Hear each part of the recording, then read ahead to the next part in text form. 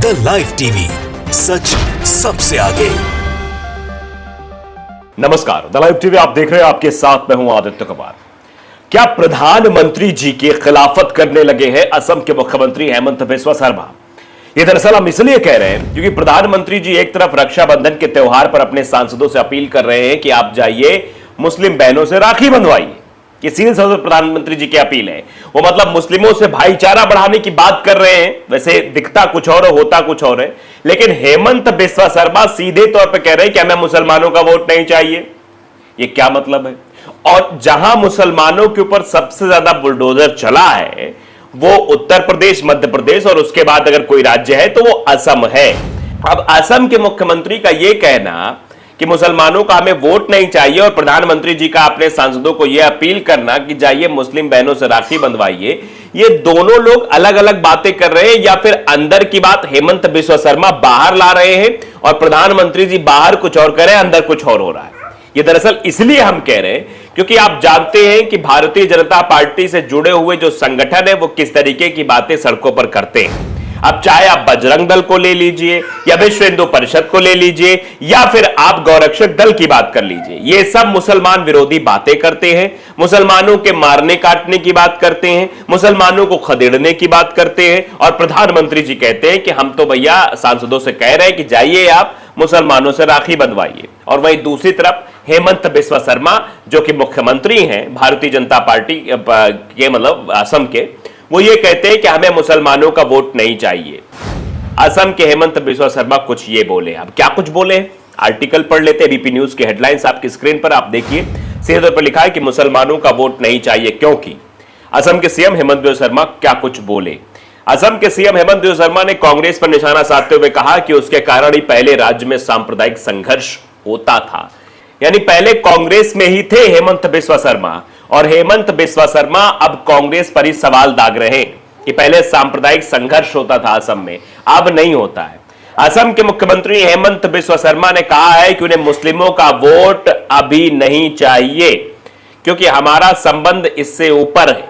BJP नेता शर्मा ने कहा कि असम में मुस्लिम और हिंदू शांति से रह रहे हैं। कांग्रेस की सरकार के दौरान जब मैं मंत्री था तो हर 4 से 5 साल में सांप्रदायिक संघर्ष गलत नीति के कारण होता था।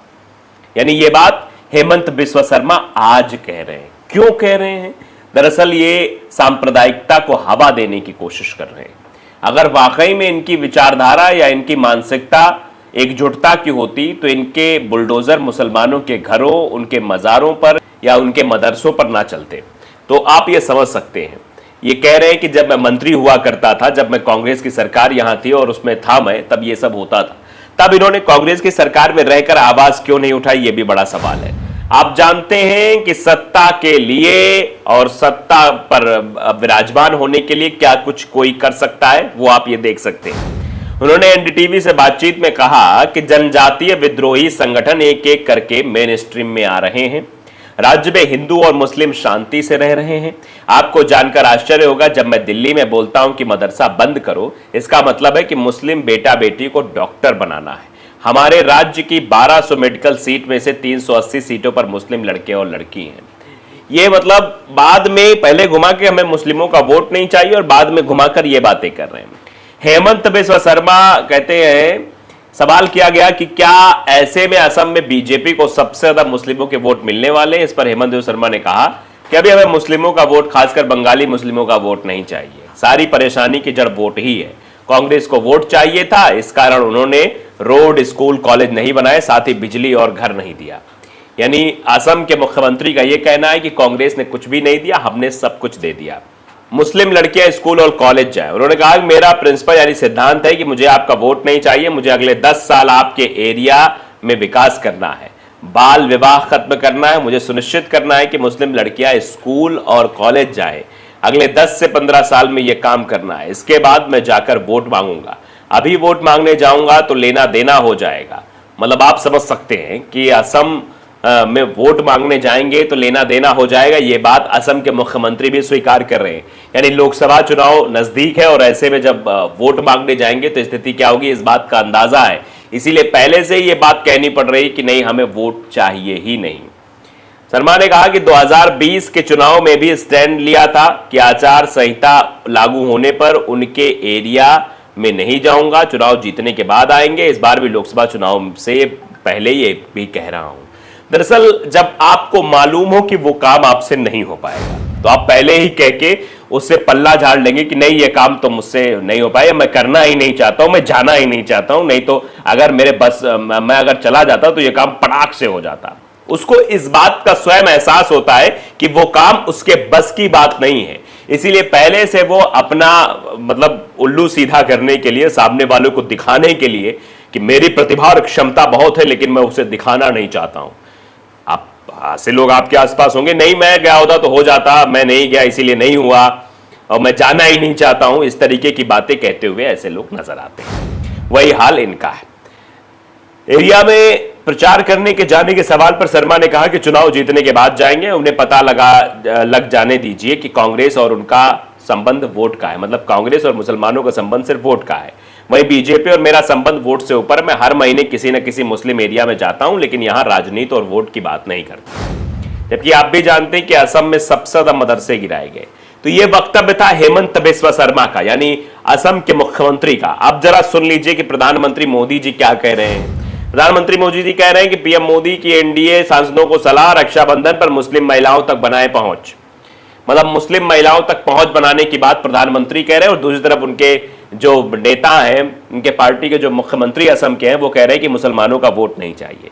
पीएम मोदी ने सांसदों से सरकार के काम के बारे में सकारात्मक संदेश के साथ जनता के बीच जाने को कहा है।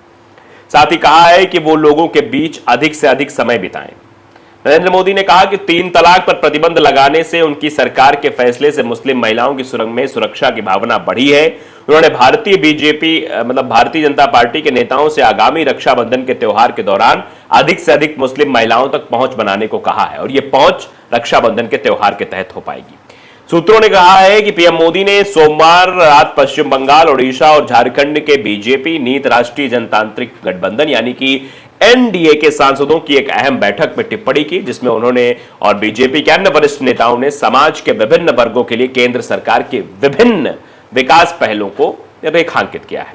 बैठक में मौजूद कुछ सांसदों ने कहा है कि पीएम मोदी ने समाज के हर वर्ग से जुड़ने की जरूरत पर जोर दिया और उसके बाद मुस्लिम समाज में एक बार में 3 तलाक की प्रथा पर प्रतिबंध लगाने के अपनी सरकार के फैसले का उल्लेख किया। सरकार ने इस प्रथा को अपराध घोषित कर दिया है। बैठक में मौजूद कुछ सांसदों ने कहा कि प्रधानमंत्री ने उनसे अल्पसंख्यक समुदाय की महिलाओं तक पहुंचने के लिए रक्षाबंधन के त्योहार के कार्यक्रम आयोजित करने को कहा है। कार्यक्रम आयोजित हो, रक्षाबंधन का त्योहार इस साल 30 अगस्त को पड़ेगा। मुस्लिम महिला विधेयक 2019 में संसद द्वारा पारित किया गया था, जिसमें एक बार में 3 तलाक की प्रथा को अवैध घोषित किया गया था। इस अपराध के लिए पति को जेल की सजा भी हो सकती है। तो प्रधानमंत्री जी मन की बात में मुस्लिम महिलाओं का जिक्र करते हैं, विपक्षी गठबंधन पर सवाल भी खड़े करते हैं और अपने सांसदों से कहते हैं कि आप जाओ राखी बंधवाओ, और दूसरी तरफ उनके मुख्यमंत्री ये बात कह रहे हैं कि नहीं, मुस्लिमों का वोट ही नहीं चाहिए। तो आप समझिए जरा, तो ये कैसे लिया जाए? ये दरअसल आप समझ में आता है कि प्रधानमंत्री जी कुछ और कह रहे हैं, उनके नेता कुछ और कह रहे हैं, यानी कि अंदर की बात बाहर आ रही है, प्रधानमंत्री जी बाहर बात कह रहे हैं। क्या है ये कुछ दिन में समझ में आ जाएगा। द लाइव टीवी को अगर आपने सब्सक्राइब नहीं किया जरूर करिए, बेल आइकन दबाइए ताकि सच खबर आप तक पहुंचती रहे। नमस्कार। द लाइव टीवी, सच सबसे आगे।